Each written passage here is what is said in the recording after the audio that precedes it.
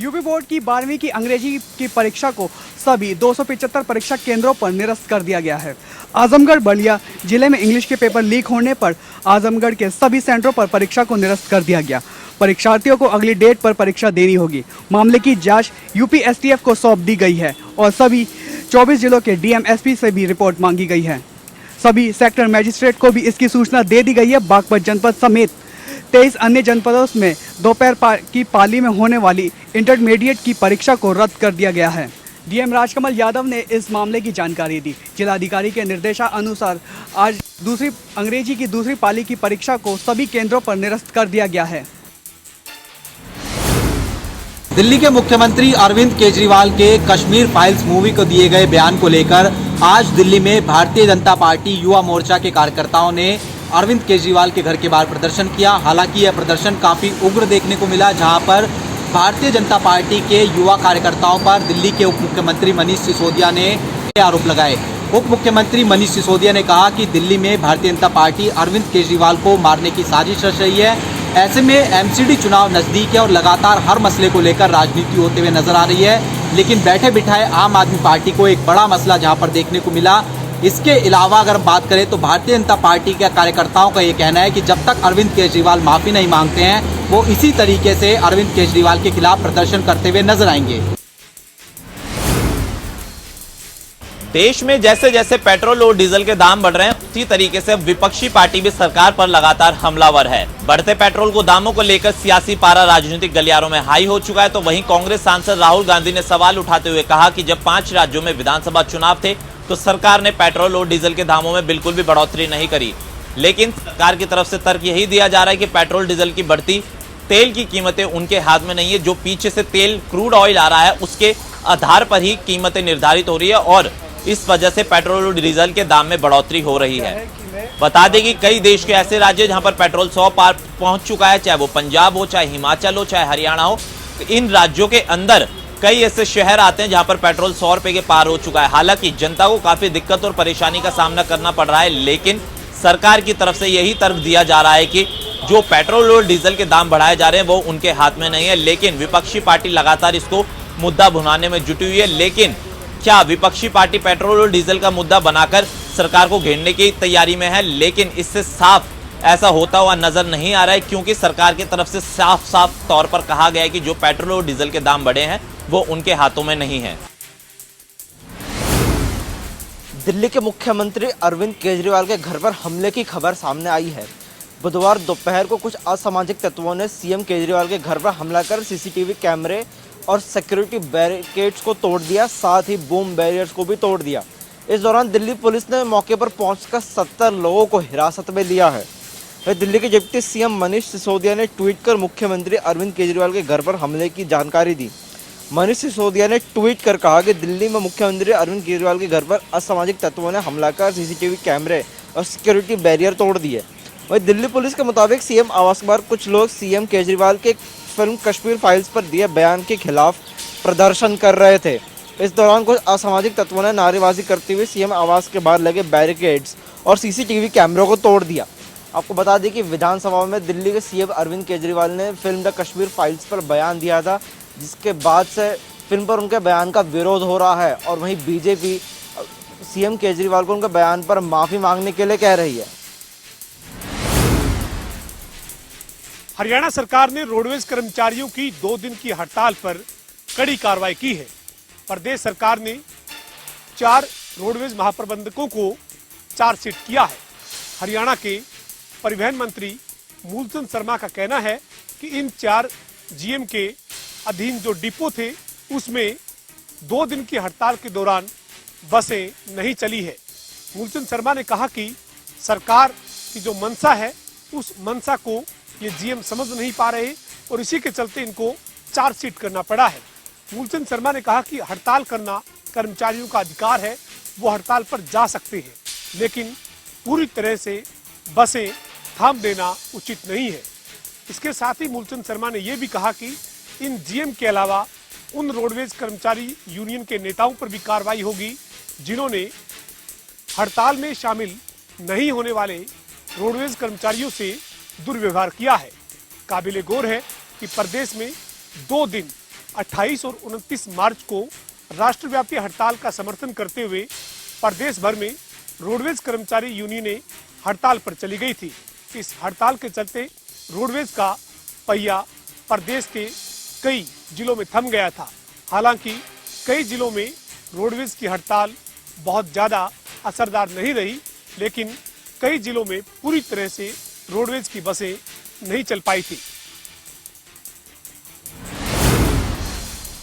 हरियाणा विद्यालय शिक्षा बोर्ड के द्वारा आज से 12वीं कक्षा की परीक्षाओं का आयोजन किया गया था। आपको बता दें कि परीक्षा में मंडोली कला सेंटर के ऊपर तो चेयरमैन सलाइन ने छापेमार कार्रवाई की, तो उस दौरान देखा गया कि भारी हस्तक्षेप था और आंतरिक हस्तक्षेप भी था, जिसको लेकर के चेयरमैन ने तुरंत आज की जो परीक्षा है मंडोली कला सेंटर की रद्द कर दी गई। वहीं जो आगे के जो पेपर होंगे वो उसका सेंटर भी बहल के अंदर कर दिया गया है।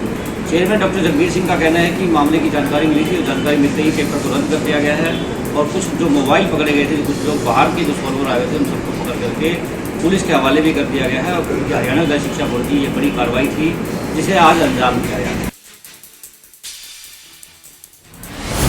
पिछले लगातार 8 दिनों से पेट्रोल व डीजल के दामों में बढ़ोतरी हो रही है। वहीं आज फिर से 80 पैसे की बढ़ोतरी हुई है। फतेहाबाद जिले की बात की जाए तो आज फतेहाबाद में पेट्रोल का रेट 102 रुपये का आंकड़ा पार कर चुका है और वहीं डीजल 94 के करीब पहुंच चुका है। इसको लेकर लोगों में खासा रोष देखा जा रहा है। लोगों का कहना है कि जिस प्रकार से पेट्रोल व डीजल के दाम बढ़ रहे हैं, इससे ट्रांसपोर्ट का खर्चा बढ़ा है, जिससे ट्रांसपोर्ट खर्चा बढ़ने से अन्य चीज़ों में महंगाई की मार पड़ी है। सब्जियों के रेटों में भी उछाल आया है। लोग कह रहे हैं कि जिस प्रकार से पीछे का जो समय था कोरोना काल उसमें चला था, इसके कारण उनके रोजगार व व्यवसाय थे वो ठप हो चुके थे और अब जिस प्रकार से लगातार पेट्रोल व डीजल के दाम बढ़ रहे हैं तो लोग भुखमरी की कगार पर आ जाएंगे। लोग लगातार सरकार से अपील कर रहे हैं कि पेट्रोल व डीजल के दामों में कमी लाई जाए ताकि लोगों पर इसकी मार ना पड़े। इंद्री पुलिस के एक शातिर ठग हत्थे चढ़ गया है। आपको बता दें कि गांव बीबीपुर का रहने वाला रिंकू सैनी, जो कि पिछले काफ़ी समय से भगोड़ा घोषित कर दिया था पुलिस ने, वह पुलिस के हत्थे चढ़ गया है। इस व्यक्ति ने काफ़ी लोगों से सरकारी नौकरी लगाने के एवज में लाखों रुपए हड़प लिए हैं और यह विदेश यहां से फरार हो गया था। लेकिन पिछले दिनों ही यह जयपुर विदेश से आया था, तो जब ही पुलिस ने इसको गिरफ्तार कर लिया था। आपको बता दें कि रिंकू सैनी की पत्नी रेणु कौर सैनी, जो पिछले काफ़ी समय से राजनीति में सक्रिय भूमिका निभा रही थी और वह सबसे पहले एनसीपी में थी, उसके बाद वह टीएमसी पार्टी में चली गई और 2014 चुनाव से पहले उसने भाजपा पार्टी ज्वाइन कर ली थी और उसी सबज बाग दिखा करके लोगों से यह रिंकू सैनी ठगी करता रहा। क्योंकि रिंकू सैनी ने हरियाणा के कई मंत्रियों के साथ, यहाँ तक के मुख्यमंत्री के ओएसडी मुख्यमंत्री के साथ भी अपनी फ़ोटोएं खिंचवाई और उन्हीं फ़ोटो की एवज में इसने लोगों से सरकारी नौकरी के एवज में पैसे मांगने शुरू कर दिए। लोग भी इसके झांसे में आ गए और लोगों ने इसे लाखों रुपए दे दिए। यहाँ तक कि इंद्री के एक व्यक्ति जो कि आर्मी से रिटायर है, उसने अपने बेटे की नौकरी के लिए इसको 23 लाख रुपए दिए। इसी के साथ ही डांड के एक व्यक्ति ने इसको सरकारी नौकरी लगाने की एवज में 12 लाख रुपए दे दिए। वहीं पर विभिन्न थानों में इसके खिलाफ 1 दर्जन से भी अधिक मामले दर्ज हैं। अब यह पुलिस के हत्थे चढ़ चुका है। पुलिस ने इसका 1 दिन का रिमांड हासिल किया है। रिमांड के दौरान इससे सभी वह राज उगले जाएंगे जहां से इसने पैसे किस तरह से लोगों को ठगी का शिकार बनाया है। वहीं पर शिकायतकर्ता ने कहा कि यह पहले भी इसी तरह के सवजबाग दिखा करके हमसे ठगी करता रहा और जब पैसे इससे मांगे जाते थे तो यह हमें धमकी देना शुरू कर देता था। वहीं पर इंद्री थाना प्रभारी सतपाल का कहना है कि इसने लोगों के साथ जालसाजी करके सरकारी नौकरी के एवज में लाखों रुपए ठग लिए हैं। अब इसका रिमांड लिया गया है। रिमांड के दौरान पूछताछ की जाएगी। अब देखने वाली बात यह होगी क्या वह पैसे रिकवर होते हैं या नहीं। लालूपुरा के समीप यमुना में नहाते समय एक युवक की डूबने से मौत हो गई। बताया जा रहा है कि भी कल दोपहर करीब 2 बजे 3 युवक गांव तारपुर के यमुना में नहाने के लिए आए थे और जैसे ही वो यमुना में नहा रहे थे, संटी नामक युवक है जो यमुना में डूब गया, जिसकी सूचना उन बच्चों ने अपने परिवार वालों को नहीं दी। लेकिन देर शाम जब युवक है जो यमुना में डूबा है वो अपने घर नहीं पहुंचा तो उनके परिजनों की चिंता हुई और उन्होंने जो युवक है उसके साथ नहाने के लिए आए थे उनसे इस मामले में पूछताछ की। लेकिन उन्होंने ये बताया कि भी दोपहर के समय हम तीनों यमुना में नहाने के लिए गए थे और संटी नामक जो युवक है 17 वर्षीय जो युवक है वो यमुना में नहाते समय डूब गया था। सुबह जैसे ही इसकी सूचना पुलिस प्रशासन को और बीडीपी और तहसीलदार गोंडा को दी गई तो वो गोताखोरों को लेकर और नाव को लेकर यमुना के किनारे पहुंच गए और सुबह करीब 7 बजे से ही गोताखोर व जो अन्य अधिकारी है वो युवक के शव को ढूंढने के लिए लगे हैं। ग्रामीण बड़ी मात्रा में यमुना के किनारे पे बैठे हुए हैं। आप पीछे देख सकते हैं कि जिस प्रकार से गांव तारपुर के जो युवक है वो डूबा है, उसके परिजन और अन्य ग्रामीण युवक की तलाश में यमुना के किनारे बैठे हुए हैं। अभी तक युवक की जो लाश है वो नहीं मिल पाई है। दुबई में आयोजित ग्लोबल इन्वेस्टर्स ग्रोथ समिट से हरियाणा के गृह मंत्री अनिल विज वापस लौट आए हैं। 2 दिवसीय दुबई दौरे के बाद अंबाला पहुंचे अनिल विज ने आज मीडिया से बातचीत की और उन्होंने बताया कि किस तरह से वर्ल्ड फॉर्म के सामने उन्होंने हरियाणा में निवेश के लिए प्रस्ताव रखा। अनिल विज ने बताया कि वर्ल्ड फॉर्म के सामने उन्होंने बताया कि हरियाणा निवेश के लिए किसी स्वर्ग से कम नहीं और यहाँ निवेश के लिए अपार संभावनाएं हैं। अनिल विज ने बताया कि केएमपी के दोनों तरफ सरकार ने इंडस्ट्रियल जो साइट्स हैं वो बनाई हैं जहां पर इंडस्ट्री स्थापित की जा सकती है। इसके साथ साथ अनिल विज ने बताया कि दुबई से लगातार हरियाणा में निवेश के लिए उनके पास इंक्वायरियां आ रही हैं और इस दौरे के बाद हरियाणा में निवेश आने की उम्मीद काफी बड़ी है। लगातार मौसम में बदलाव हो रहा है, तापमान बढ़ रहा है। ऐसे हालात में गेहूं की फसल पक चुकी है और गेहूं की फसल पकते ही जहां मंडियां तैयार हो जाती हैं वहीं अहम भूमिका रहती है फायर ब्रिगेड की, क्योंकि बढ़ते हुए तापमान की वजह से जल्द ही गेहूं की फसल आग को पकड़ लेती है और ऐसे हालात में किसानों का लाखों रुपए का नुकसान होता है। हम जिला कुरुक्षेत्र की बात करें तो 4 बड़े स्टेशन हैं जहां पर 18 बड़ी गाड़ियां मुस्तैद की गई हैं, 4 मोटरसाइकिल और 78 आदमियों का बड़ा स्टाफ जिसमें कर्मचारी और अधिकारी शामिल हैं। आगामी आदेशों तक गेहूं की फसल को देखते हुए छुट्टियां रद्द कर दी गई हैं, क्योंकि किसान और फसल को किसी तरह का नुकसान न हो, जिला प्रशासन एक तरह से मुस्तैद है। हिवा में बदमाशों के हौसले इतने बुलंद हैं कि बस स्टैंड नजदीक स्थित सुपरमार्केट में एक दुकानदार पर अंधाधुंध फायरिंग की, जिससे दुकानदार गंभीर रूप से घायल हो गया। मौके से पता चला है कि लगभग 6 राउंड फायरिंग की गई। पुलिस के डीएसपी और एसपी ने मौके पर मुआयना किया, जहां से देखने से यह मामला लूटपाट का लगता है। फिलहाल पुलिस मामले की जांच कर रही है। घायल युवक को उपचार के लिए अस्पताल में भर्ती करा दिया गया है। की ग्राम पंचायत भरनांग में एक कार्यक्रम का आयोजन किया गया, जिसमें पूर्व मुख्यमंत्री प्रेम कुमार धूमल ने बतौर मुख्य अतिथि शिरकत की। इस दौरान लोगों द्वारा पूर्व मुख्यमंत्री प्रेम कुमार धूमल का भव्य स्वागत किया गया। पूर्व मुख्यमंत्री प्रेम कुमार धूमल ने इस दौरान कांग्रेस पर जमकर निशाना साधा है। उन्होंने कहा कि कांग्रेस पार्टी ने सुप्रीम कोर्ट में एक शपथ पत्र दायर किया था कि राम मंदिर नहीं बनेगा और ना ही कभी राम हुए हैं, लेकिन जब से पीएम मोदी ने देश की सत्ता संभाली है तो राम मंदिर का भी निर्माण हुआ है और धारा 370 भी खत्म हुई है। उन्होंने कहा कि अब हिमाचल के लोगों को तय करना है कि कौन सी पार्टी विकास के कार्य को अंजाम दे रही है या जनता तय करेगी। यमुनानगर में कातिल बनी मां। घटना यमुनानगर के कस्बा चचरौली की है, जहां एक मां ने 7 वर्षीय बेटे को पहले जहरीला पदार्थ खिलाया और उसके बाद गला घोंटकर उसे मौत के घाट उतार दिया। इस मामले के पीछे जब जांच की गई तो पता लगा कि मां अपने राज छुपाने के लिए अक्सर अपने 7 वर्षीय बेटे की पिटाई किया करती थी। और कल भी एक ऐसा मामला सामने आया कि जब अपने बेटे को लेकर पंचकूला दवाई लेने के लिए गई थी तो वहां किसी गैर पुरुष से उसने मुलाकात की और इस बारे में परिवार में आकर बच्चे ने सारी बात परिवार वालों को बता दी, जिसके बाद जो है गुस्साई मां ने पहले अपने बेटे को जहरीला पदार्थ दिया और उसके बाद गला घोंटकर उसे मौत के घाट उतार दिया। हालांकि जब परिवार वालों को इस घटना का पता लगा तो उसके बाद वो कन्हैया को अस्पताल लेकर पहुंचे थे, लेकिन डॉक्टरों द्वारा उसको मृत घोषित कर दिया गया। वहीं पुलिस ने शव को कब्जे में लेकर पोस्टमार्टम जहां पर करवाया और परिवार वालों को शव हवाले कर दिया, तो वहीं आरोपी मां के खिलाफ भी हत्या का मामला दर्ज कर जांच शुरू कर दी है। हम आपको बता दें कि जब पुलिस को देखकर जो है मां बेसुध हो गई थी, फिलहाल वो अस्पताल में भर्ती है, लेकिन पुलिस का इस मामले में कहना है कि जो शिकायत मिली थी उसके अनुसार जो है मां के खिलाफ जो है धारा 302 के तहत हत्या का मामला दर्ज किया गया है और पूरे मामले की जाँच की जा रही है। नारनौल दमकल विभाग इन दिनों गाड़ियों की कमी के कारण जूझ रहा है। नारनौल दमकल के पास में, जहां नारनौल क्षेत्र के लगभग 1.25 लाख लोगों की जिम्मेदारी है, तो वहीं नारनौल के साथ साथ अटेली विधानसभा और नांगल चौधरी विधानसभा भी नारनौल दमकल विभाग के अधीन आती है। इसके अलावा क्षेत्र के सैकड़ों गांव भी हैं, यानी 5 लाख से भी अधिक की आबादी पर इस समय मात्र दमकल विभाग के पास में एक गाड़ी है।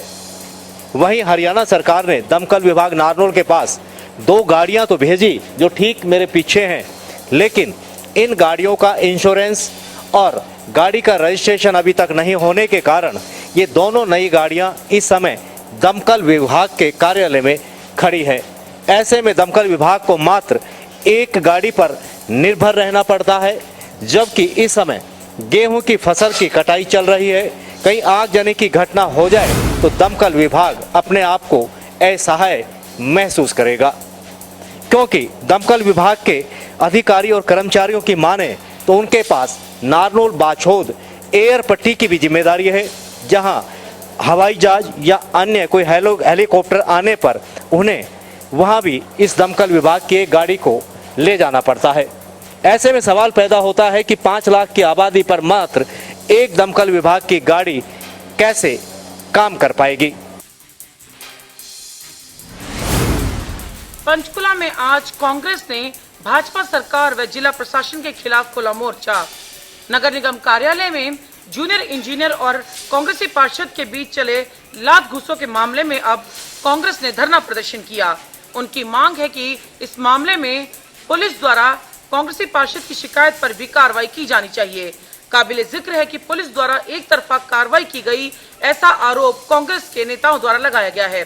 हरियाणा के पूर्व उप मुख्यमंत्री चौधरी चंद्रमोहन के नेतृत्व में आज पंचकुला के लघु सचिवालय के बाहर कांग्रेसी नेताओं व कार्यकर्ताओं ने धरना प्रदर्शन किया और उन्होंने मांग की कि जिस तरह से जेई रोहित सैनी ने कांग्रेसी पार्षद को जाति सूचक शब्द बोले, इसके तहत SC/ST एक्ट के तहत मामला दर्ज किया जाना चाहिए। साथ ही उन्होंने आरोप लगाया कि मुख्यमंत्री मनोहर लाल ने दबाव बनाने के लिए इस मामले में दखल दिया और जिसके चलते IPC की धारा 307 के तहत कांग्रेसी पार्षद के खिलाफ केस दर्ज कर उसे गिरफ्तार किया गया। रेलवे स्टेशन पर स्टेशन अधीक्षक द्वारा लाखों रुपए के गबन का मामला सामने आया है। भवानीखेड़ा रेलवे स्टेशन पर स्टेशन अधीक्षक द्वारा लाखों रुपए का गबन किया गया है, जिसकी शिकायत स्टेशन मास्टर द्वारा स्टेशन अधीक्षक के खिलाफ GRP को दी गई है। वहीं GRP के अधिकारियों ने बताया कि स्टेशन मास्टर द्वारा जो शिकायत दी गई है उसके ऊपर स्टेशन अधीक्षक के खिलाफ 1,10,000 रुपये के गबन का मामला सामने आया है। 28 मार्च के बाद स्टेशन अधीक्षक द्वारा टिकटों की जो राशि थी वो रेलवे को जमा नहीं करवाई गई थी। इसी को लेकर उनके खिलाफ शिकायत दी गई है और पुलिस मामले की जांच कर रही है। फरीदाबाद के सेक्टर 2 में द कश्मीर फाइल्स फिल्म की टिकट दिखाने पर मुफ्त नारियल पानी पिलाने वाले कृष्णा को अब लगातार धमकियां मिल रही हैं। कृष्णा को मिलने वाली धमकियों के बाद अब कई संगठन कृष्णा के समर्थन में आकर खड़े हो गए हैं। आपको बता दें कि कृष्णा द्वारा जो है यह ऐलान किया गया था कि द कश्मीर फाइल्स की फिल्म देखने वाले यदि अपनी टिकट उसे दिखाएंगे तो वे उन्हें नारियल पानी मुफ्त दिलाएगा और यह सिलसिला पिछले कई दिनों से चल रहा था, जिसकी वजह से कृष्णा और उसकी नारियल पानी की दुकान लगातार सुर्खियां बटोर रही थी। और जब ये मामला वायरल हुआ तो इसके बाद कई संगठनों द्वारा उसे धमकियां मिलनी शुरू हो गई, जिसके समर्थन में अब कई लोग आ गए हैं। इस मामले में उन्होंने पुलिस पे शिकायत दर्ज करवाई है और FIR दर्ज कर ली गई है। वहीं कृष्णा का कहना है कि वे किसी प्रकार की धमकियों से डरने वाला नहीं है और वो पहले की तरह अब भी द कश्मीर फाइल्स फिल्म की टिकट दिखाने वालों को मुफ्त नारियल पानी दिलाएगा। अब देखना यह है कि जो लोग कृष्णा को धमकियां दे रहे हैं उनके खिलाफ पुलिस क्या सख्त रुख अपनाती है। किन्नौर जिला के मुख्यालय रिकांगपिओ में मंगलवार को जिला कल्याण समिति की बैठक हुई, जिसकी अध्यक्षता DC किन्नौर आबिद हुसैन सादिक ने की। इस बैठक में मुख्य तौर से विधायक किन्नौर जगत सिंह नेगी व प्रदेश वन निगम उपाध्यक्ष सूरज नेगी भी मौजूद रहे। इस बीच किसी योजना को लेकर के विधायक किन्नौर जगत सिंह नेगी व प्रदेश वन निगम उपाध्यक्ष सूरज नेगी की आपस में बहसबाजी हुई। ऐसे में बीच बचाव करते हुए DC किन्नौर आबिद हुसैन सादिक ने इस मामले को मौके पर शांत किया। इस विषय को लेकर आज किन्नौर कांग्रेस कमेटी के कार्यकर्ताओं व पदाधिकारियों द्वारा रिकांगपिओ में एक प्रेस वार्ता भी की गई, जिसमें प्रदेश कांग्रेस कमेटी के मीडिया पैनलिस्ट सूर्या पोरस ने प्रदेश वन निगम उपाध्यक्ष सूरत नेगी को बिना वजह विधायक किन्नौर जगत सिंह नेगी पर टिप्पणी व बहसबाजी करने से भी परहेज करने का आग्रह किया है। अखिल भारतीय कांग्रेस कार्य समिति के सदस्य व हिमाचल प्रदेश कांग्रेस के मामलों के प्रभारी राजीव शुक्ला देर रात शिमला पहुंचे हैं और आज राजीव भवन मुख्यालय कांग्रेस शिमला में समन्वय समिति की बैठक की अध्यक्षता कर रहे हैं। बैठक में कांग्रेस के प्रदेशाध्यक्ष कुलदीप सिंह राठौर, नेता प्रतिपक्ष मुकेश अग्निहोत्री, तमाम और ऐसे बड़े नेता इस बैठक में मौजूद हैं। बैठक में नगर निगम शिमला के चुनावों को लेकर रणनीति और रूपरेखा तैयार की जा रही है। वहीं बता दें कि नगर निगम शिमला भाजपा शासित निगम है, लेकिन इस बैठक में जो भी खामियां भाजपा शासित निगम में रह गई हैं उनको जो है कांग्रेस खंगाल रही है और एक ज्वलंत मुद्दा बनाने की कोशिश कर रही है ताकि सत्ता में फिर से वापसी हो पाए। वहीं राजीव शुक्ला का साफ तौर पर कहना है कि जिस तरह से आम आदमी पार्टी हिमाचल प्रदेश में आई है तो आम आदमी पार्टी की टक्कर कांग्रेस या बीजेपी से नहीं होने वाली है, वो कहीं भी नहीं दिख रही है। इसके अलावा अब जो है इस साल के अंत तक हिमाचल प्रदेश विधानसभा के चुनाव भी आने वाले हैं। ऐसे में लगातार अब बैठकों का दौर जो है देखने को मिल सकता है। आगामी 6 अप्रैल को भाजपा का स्थापना दिवस है। इस मौके पर सुबह 10 बजे प्रधानमंत्री नरेंद्र मोदी का संबोधन होगा, जिसको वर्चुअल माध्यम से सभी 68 विधानसभा सीटों पर कार्यकर्ता जुड़ेंगे और उनका संबोधन सुनेंगे। लेकिन इसके साथ ही इसी दिन महासंपर्क अभियान की शुरुआत भी की जाएगी, जिसके साथ ही पदयात्रा भी शुरुआत होनी है। भाजपा का दावा है कि इन आगामी चुनावों में इसका बड़ा फायदा जो है वो यहाँ मिलने वाला है, जिसके साथ जनता को साधने का प्रयास यहाँ पर किया जाएगा। वहीं 6 अप्रैल को मंडी में ही आम आदमी पार्टी की एक बड़ी रैली का आयोजन भी किया जाएगा, जिसमें अरविंद केजरीवाल जो कि दिल्ली के मुख्यमंत्री हैं, उनके साथ साथ पंजाब के नवनियुक्त जो मुख्यमंत्री हैं वो भी उस रैली में भाग लेंगे। लेकिन इसके साथ ही भाजपा का ये भी दावा है आगामी चुनावों में भारी भरकम जीत भाजपा की होगी और इस आयोजन के जरिए जो कि 6 अप्रैल को होना है, इसमें भी भाजपा आम आदमी पार्टी को एक करारा जवाब देगी।